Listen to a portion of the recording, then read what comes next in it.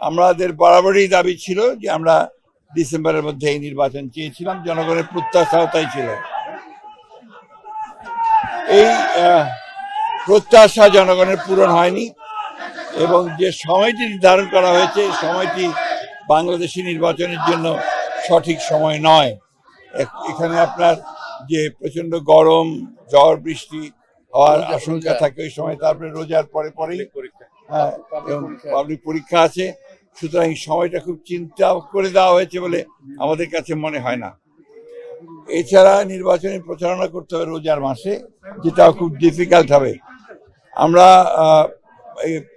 যে মন্তব্য, আমাদের যে রিমার্কস, সেটা আমরা আমাদের স্ট্যান্ডিং কমিটি তারা কালকে রাত্রেই সিদ্ধান্ত নিয়ে আলোচনা করে মতামত জানিয়েছেন।